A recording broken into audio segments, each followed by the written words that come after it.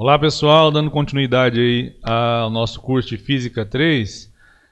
No vídeo de hoje eu vou falar sobre energia, né? Diferença de potencial, superfícies equipotenciais e também sobre trabalho da força elétrica, né? Que falta para a gente finalizar essa parte aí, ok? Então vamos lá. A partindo aqui de algo que nós já vimos nas últimas aulas, né? Nós temos aí então uma figura que eu tinha colocado antes, uma carga positiva, né, alguns pontos aí em torno dessa carga, onde a gente pode avaliar como é o potencial elétrico em cada um desses pontos, ok? Vamos supor, recordando aqui também, né, que o potencial elétrico num ponto ali de uma carga pontiforme, ele é dado por essa expressão, lembrando que aqui a carga ela deve ser colocada com o respectivo sinal, né? Toda vez que é uma grandeza escalar, isso deve ser observado, e é inversamente proporcional à distância. Então, o que a gente pode já de cara aqui concluir? Que se eu for comparar o potencial no ponto A com o potencial no ponto B, com o potencial no ponto C e esse outro ponto aqui que eu não nomeei, eles podem ser diferentes, né? À medida que essa distância pode ser diferente. Mas claramente aqui na minha figura já posso dizer que o potencial no ponto A é diferente do ponto B, uma vez que a distância entre esses pontos até a carga, ela é diferente, né? E aí a gente já pode ligar isso com o nome, né? Diferença de potencial, ok?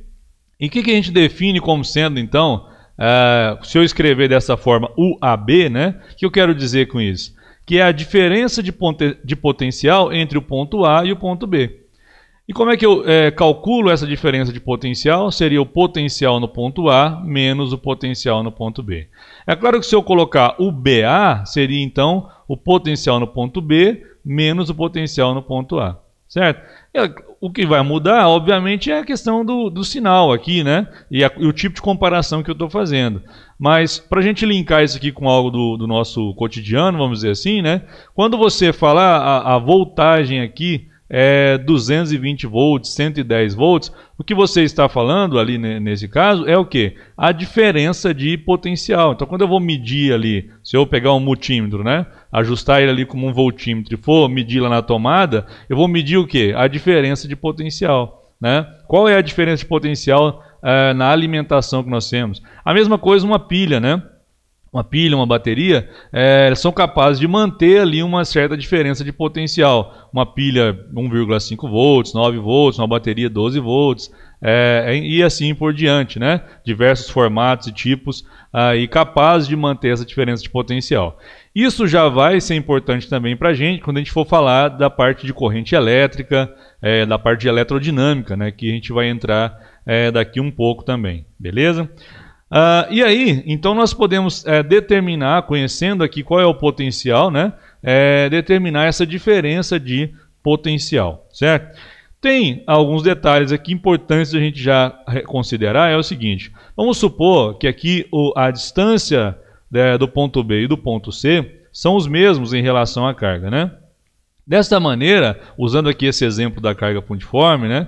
Já poderia concluir o seguinte, que se essa distância é a mesma em relação à carga, né, e eu estou olhando apenas o potencial gerado por essa carga nesses pontos, eu posso concluir que o potencial no ponto B vai ser igual ao potencial no ponto C. Se o potencial no ponto B vai ser igual ao potencial no ponto C, o que dá para a gente concluir em relação à diferença de potencial? Olha, se eu tenho o mesmo potencial nesses dois pontos, quer dizer que eu não tenho diferença de potencial. Se o potencial VB é igual a VC, se eu tiver VB menos VC ou VC menos VB, essa diferença vai ser igual a zero, né? Então eu não tenho diferença de potencial para esses dois pontos. Claro que isso tem que ser avaliado em cada caso, né? Mas por que é importante a gente conhecer isso aqui?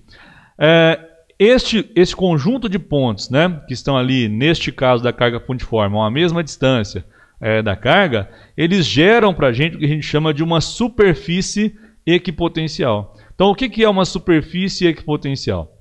A superfície equipotencial é uma superfície formada pelo conjunto de todos os pontos que têm o mesmo potencial. Certo? Então, isso é bem importante a gente ter já esse conhecimento, ok? Então, todos os pontos que têm o mesmo potencial geram, né, formam uma superfície equipotencial, ok? Nós temos aqui,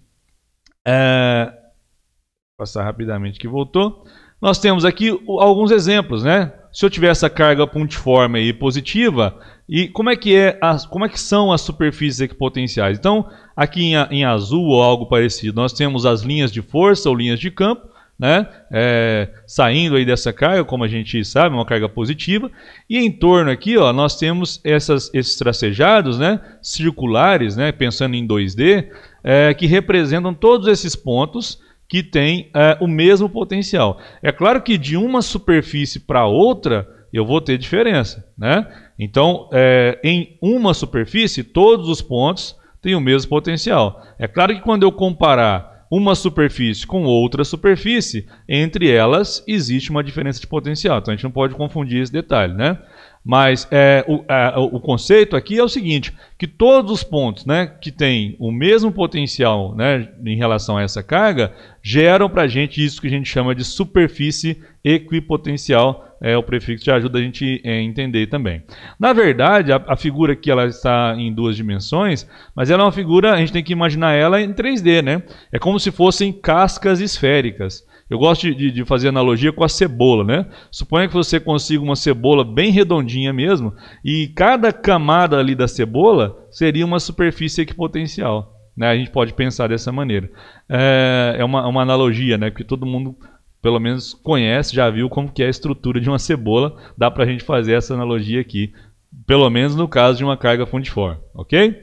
Então tem que pensar, a gente está vendo no plano, mas isso aqui é no espaço, né? Então seria essas cascas esféricas aí concêntricas, com a carga estando então no centro desse sistema.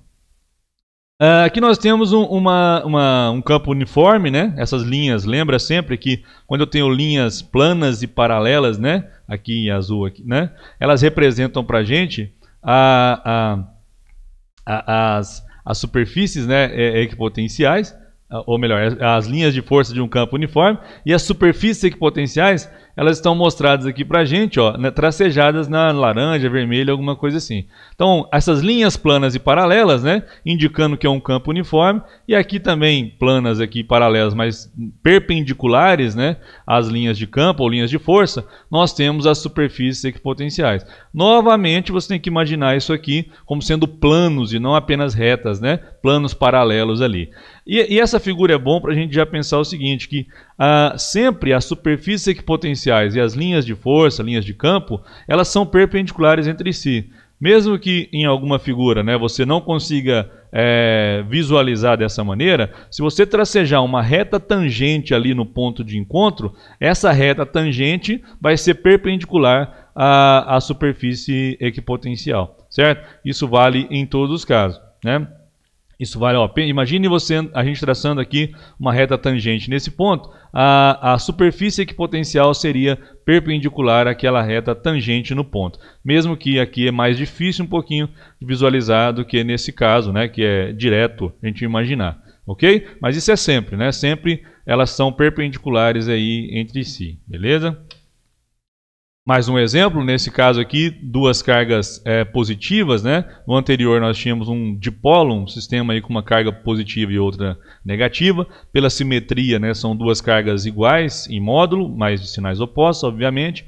A gente tem aí representado, né, as linhas de campo, linhas de força, em azul, e as superfícies equipotenciais em laranja, vermelho, alguma coisa assim. Não sei como está aparecendo aí para vocês. Aqui a mesma coisa agora, né? Aí em azul as linhas de campo e em vermelho as superfícies equipotenciais, certo? Dá para a gente ver perfeitamente como é que seria a representação. Novamente a ideia é o quê? Que em cada superfície, né, ou cada superfície é formada por todos os pontos que têm o mesmo potencial. Obviamente, né, deixando isso muito claro para vocês, que quando eu comparar uma superfície com outra, entre duas superfícies equipotenciais, aí existe sim uma diferença de potencial, tá? Cuidado só com esse detalhe que é importante. Recordando aqui agora, para a gente falar um pouquinho sobre o trabalho da força elétrica, né? Recordar algo que vocês viram lá no primeiro ano. No primeiro ano, para quem é aí do ensino médio, né? Ou já fez o ensino médio, no primeiro ano vocês veem uma expressão que relaciona o trabalho com a variação da energia potencial, ok? Esse trabalho aqui é só o trabalho de forças conservativas. Mais adiante aqui eu vou falar e mostrar um exemplo, né, de por que essa força é conservativa, mas essa relação ela vale para aquelas forças que são conservativas, ok? Então o trabalho de forças conservativas é igual a menos a variação da energia potencial. Nós vamos aplicar, é claro, ao nosso sistema, né? Já admitindo aqui, vou provar depois, com um exemplo simples, né? Que essa força elétrica, a nossa força elétrica aí, é um exemplo de uma força conservativa, né? Para você já ter ideia do conceito, quem não lembra, a força conservativa é aquela que o trabalho ele não depende da trajetória, e se eu fizer o trabalho num caminho fechado, esse trabalho ele vai ser nulo, né? Então nós vamos ver isso daqui a pouco também. Lembrando aí que, claro, nós temos aqui então, né, menos a variação da energia potencial, seria a energia potencial final menos inicial. Então estou admitindo aqui, ó, chamando de final de B e inicial de A, que essa carga, Qzinha aqui, ela está sendo levada de A para B, né? Nós sabemos aqui também definir, né, onde o potencial é maior, com base nas linhas de força. Já vimos isso no outro vídeo, né? Quem não se recorda pode voltar lá depois também. A energia potencial, então nós temos aqui que a energia potencial é o produto da carga, né, pelo potencial elétrico. Só lembrar que o potencial elétrico foi definido dessa maneira, a energia potencial por unidade de carga, né? Então só escrevendo aqui o inverso. Fazendo a substituição, então nós temos energia potencial no ponto B menos energia potencial no ponto A. E aqui eu vou colocar esse menos em evidência e o Q também em evidência, que aí vai ficar assim, menos Q, né? Colocando o menos aqui para fora, eu vou inverter. Ao invés de VB menos VA, eu vou ter VA menos VB, né? E ajustando aqui, nós podemos escrever então o que é VA menos VB, que nós vimos aqui lá no primeiro slide, né? VA menos VB é justamente a diferença de potencial entre o ponto A e o ponto B, né? Então, o trabalho da força elétrica é dado por esse produto da carga que está sendo levada de A para B pela diferença de potencial entre os pontos A e B. Ok? Então, essa aqui já é uma bem importante de vocês se atentarem e memorizarem, né? Que esse produto da carga que está sendo levada de um ponto ali para outro, pela diferença de potencial entre esses dois pontos, me dá o trabalho da força elétrica. Obviamente aqui falando do trabalho da força elétrica. Esse movimento ele pode ser espontâneo, pode não ser espontâneo, a gente vai ver alguns casos e aí discutir um pouquinho mais sobre essa questão do trabalho, né? O trabalho ele pode ser positivo? Pode ser positivo, né? Por exemplo aqui, o potencial no ponto A maior do que o potencial no ponto B e essa carga é positiva. Então, se o potencial no ponto A maior do que no B e a carga que está sendo levada é positiva, eu teria então o trabalho da força elétrica como sendo positivo, né? Bastaria eu pegar, a diferença de potencial seria positiva, a carga também, o trabalho é positivo. Agora, se essa carga fosse negativa, aí o trabalho, né, nesse caso, como o potencial no ponto A maior do que o ponto B, o trabalho seria o quê? Negativo, certo? Mas eu poderia ter também a carga vindo de B para A, e aí a diferença de potencial seria negativa, a carga também negativa, e aí o trabalho da força elétrica ele seria o quê? Positivo. Nós vamos discutir isso mais no outro slide. E o trabalho em superfícies equipotenciais. Isso aqui também é outro ponto fundamental e muito cobrado às vezes da gente aí, né? Então, se uma carga ela é levada, ela é deslocada ali ao longo de uma superfície equipotencial, o trabalho da força elétrica é nulo, né? Olha só, por quê? Porque se é uma superfície equipotencial, a diferença de potencial é zero. Então, se eu desloco a carga ao longo de uma superfície equipotencial, ao longo daquela superfície equipotencial, o trabalho da força elétrica nesse deslocamento ele vai ser zero. De novo, ressaltar. Agora, porque é muito cobrado, né, tem que ressaltar. Agora, se eu levo de uma superfície equipotencial para outra superfície equipotencial, aí o trabalho da força elétrica não é zero. Tá bom? Então, cuidado com esses detalhes aí que são muito importantes, né? E aqui para a gente avaliar isso bem, né? E também já falar de algo aqui que vai ser importante lá para a eletrodinâmica, né?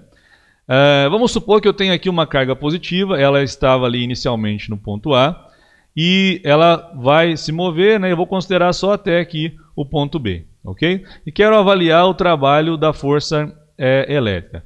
Quando ela foi ali de A para B, esse trabalho ele é positivo ou negativo? A gente poderia utilizar o conceito de força, né, analisar isso, o trabalho dessa forma, para saber se ela era positivo ou negativo. Mas a gente pode usar também a expressão que eu acabei de trabalhar aqui com vocês. Ó.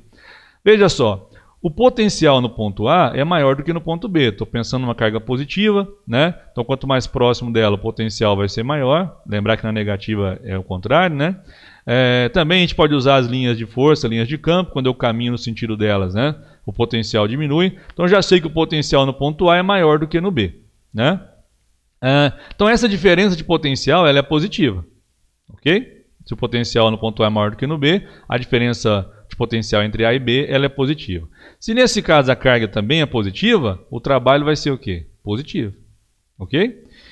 Agora, se eu tivesse aqui no ponto A uma carga negativa e eu quisesse levar ela passando aqui por B, ela não vai automaticamente, ela não vai espontaneamente, uma palavra melhor, né? Eu preciso de um agente externo aqui realizar trabalho, forçando ela para se mover, afastando da carga ali, passando pelo ponto B. E se eu for avaliar o trabalho da força elétrica nesse caso, o trabalho da força elétrica seria negativo, porque a diferença de potencial vai ser positiva, mas aí a carga seria negativa, né? Mais vezes menos é menos, o trabalho seria negativo.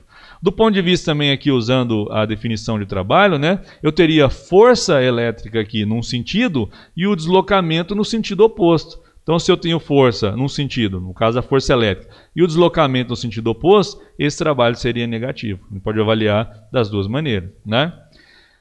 E se eu tivesse agora a seguinte situação, eu tenho uma carga no ponto B e ela vai se mover aqui passando através do ponto A, eu vou avaliar só até o ponto A, né, que é o nosso objetivo aqui. Quando isso acontece, o que eu posso dizer? A diferença de potencial agora, eu estou pegando ao invés da carga estar indo de A para B, ela está indo de B para A. Então eu vou pegar o trabalho de B para A, né? E consequentemente a diferença de potencial BA também, ok? Então quando a gente faz isso, olha lá, como é que fica a diferença de potencial? A diferença de potencial agora ela é negativa, porque o potencial no ponto B ele é menor do que no ponto A. Então quando eu fizer VB menos VA vai dar negativo, né? Vai dar menor que zero. Nesse caso, eu estou considerando uma carga também negativa, né? Se a carga também é negativa, então fica menos com menos é mais, o trabalho é positivo, ok? E também aqui eu poderia pensar se a carga fosse positiva. Se ela fosse positiva nesse caso, o que aconteceria com o trabalho da força elétrica? Olha, se ela fosse positiva, aí eu teria a carga positiva, mas a diferença de potencial negativa, ela não vai espontaneamente, teria que forçar ela para ir ali passando por A, né?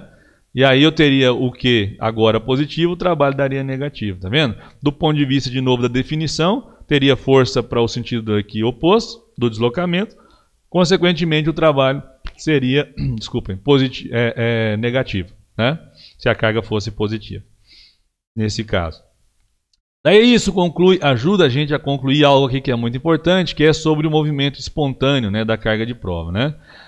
Se a carga de prova for positiva, ela se move espontaneamente, né, do ponto de maior para o ponto de menor potencial, ok? Ela se move espontaneamente do ponto de maior para o ponto de menor potencial.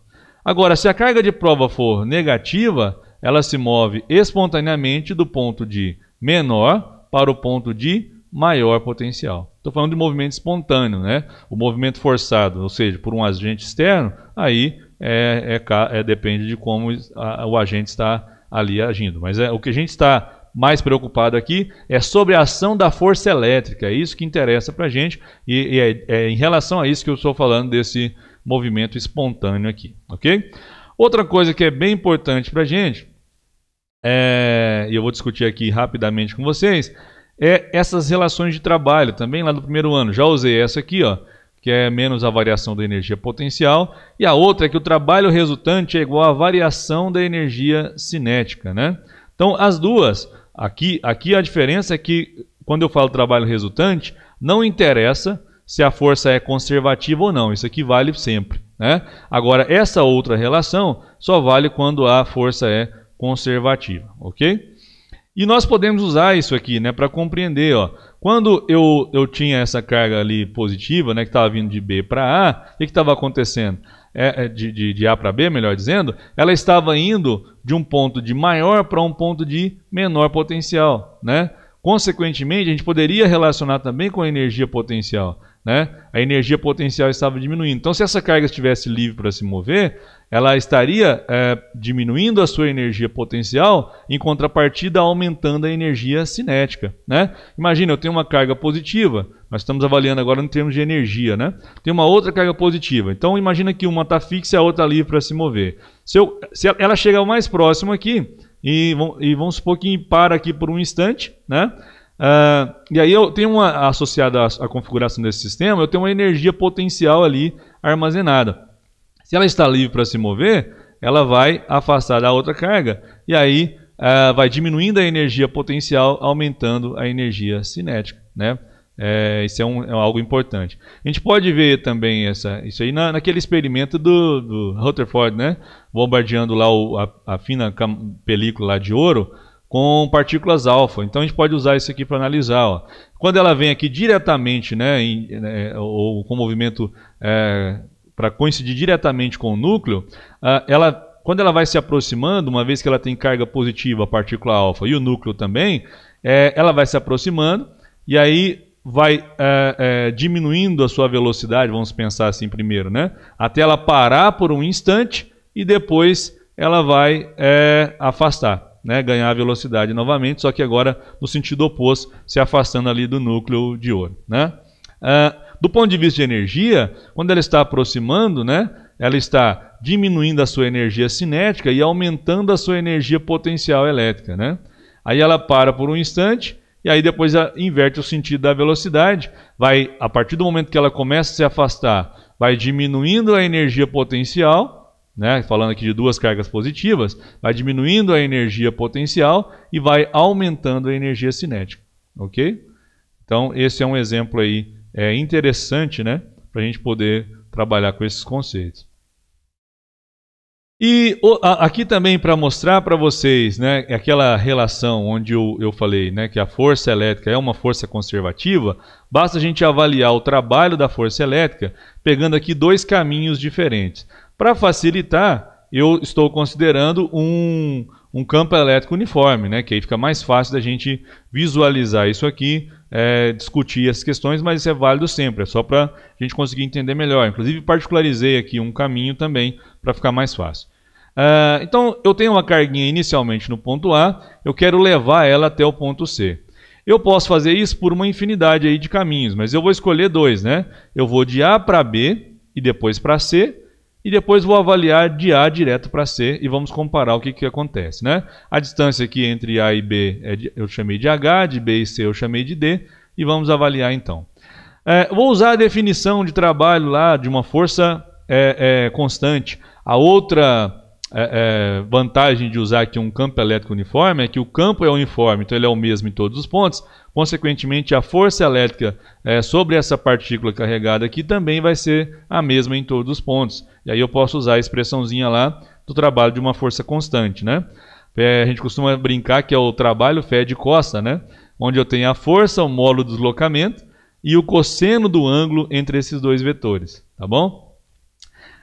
Trazendo aqui para a nossa realidade, vamos avaliar primeiro de A para B. E aqui de A para B eu tenho a força elétrica orientada dessa maneira, né? Carga positiva, então força e campo têm o mesmo sentido. Então eu tenho a força elétrica orientada assim. O meu deslocamento está ao longo aqui, ó, estou indo de A para B, então eu poderia representar o vetor dessa maneira, certo? Pegando aqui o caminho completo, né, de A para B, como é que ficaria o trabalho?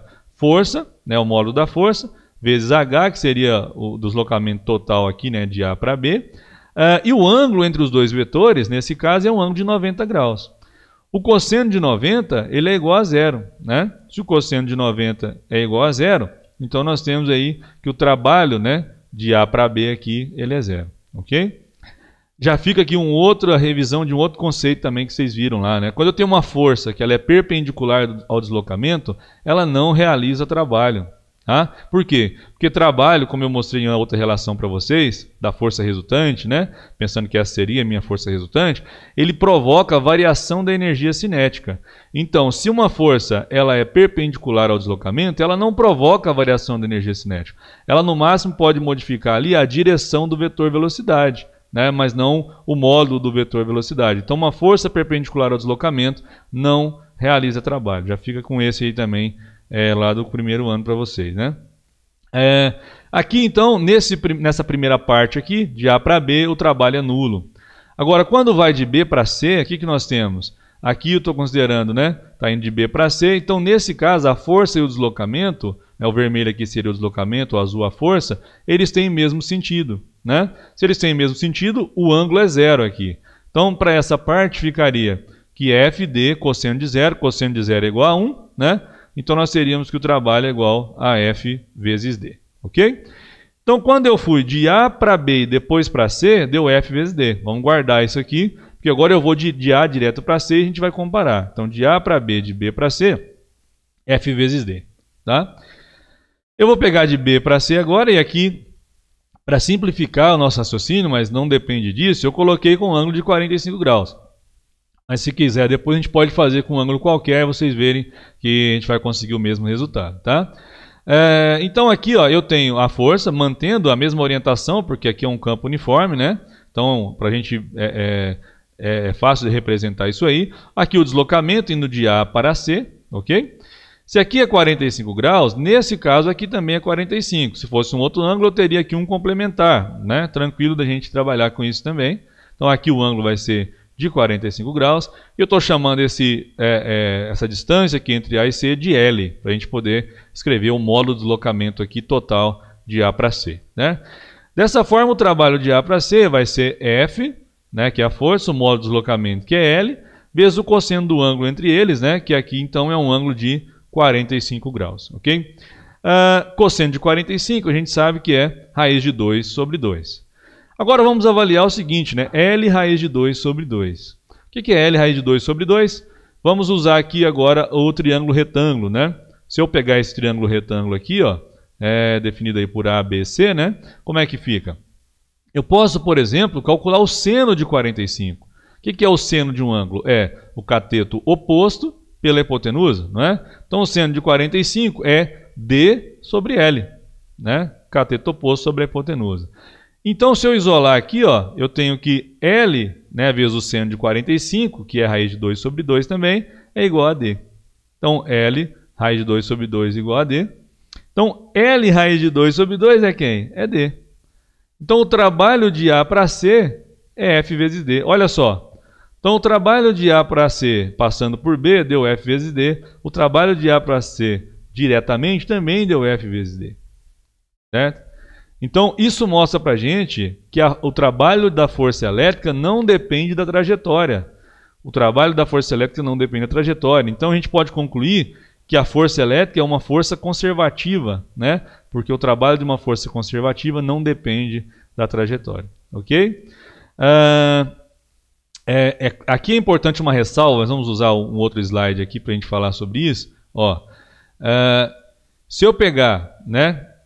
Se eu pegar agora esses pontos aqui, ó, todos esses pontos aqui, né, ao longo de uma mesma superfície equipotencial, essa distância, na verdade, não é a distância ponto a ponto, mas é a distância entre a superfície equipotencial que contém o ponto A e contém os pontos B, C, D, né? Então é isso que é importante para a gente definir ali, ó, e pensar também, até no slide anterior, né? Se eu tivesse aqui outros pontos, esses que seriam importantes. Então aqui, ó, se eu pegar a superfície equipotencial que contém o ponto A e o ponto B, né?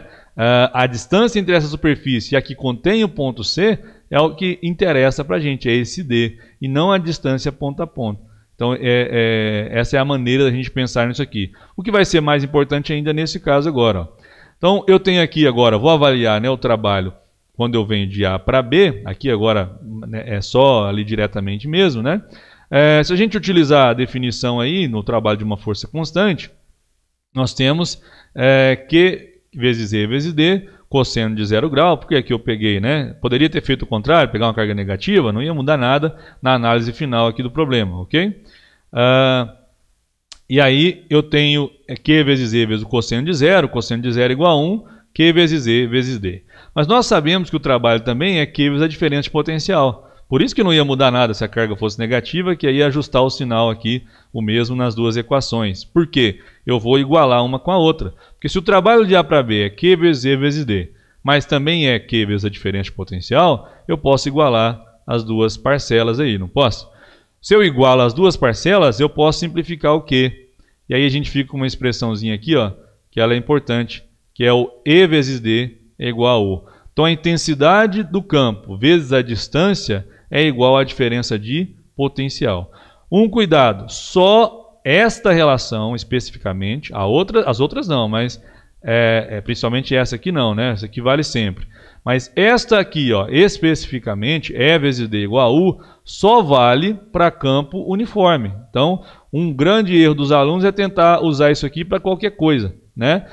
Opa, é muito boa, né? Fácil aqui, vou utilizar. Não, isso só vale quando o campo é uniforme. Eu gosto de dizer que é o E de U, né? Eu usava EDU antes, mas aí percebi que os alunos colocavam o D multiplicando o U. Então é melhor usar E de U para lembrar, né? Porque aí você vai lembrar que a intensidade do campo vezes a distância igual à diferença de potencial.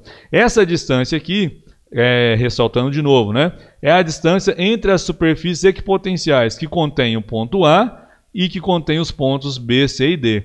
Então aqui, ó, eu poderia usar qualquer um desses pontos e a distância, o que vale aqui para a gente, é essa distância entre as superfícies equipotenciais, que contém o ponto A e que contém os pontos B, C e D. Ok? Era isso que eu tinha para passar para vocês aí nessa aula de hoje. Eu espero que vocês tenham compreendido, né, entendido bem essas relações do trabalho, da força elétrica, da diferença de potencial sobre as superfícies equipotenciais e até aí um próximo vídeo.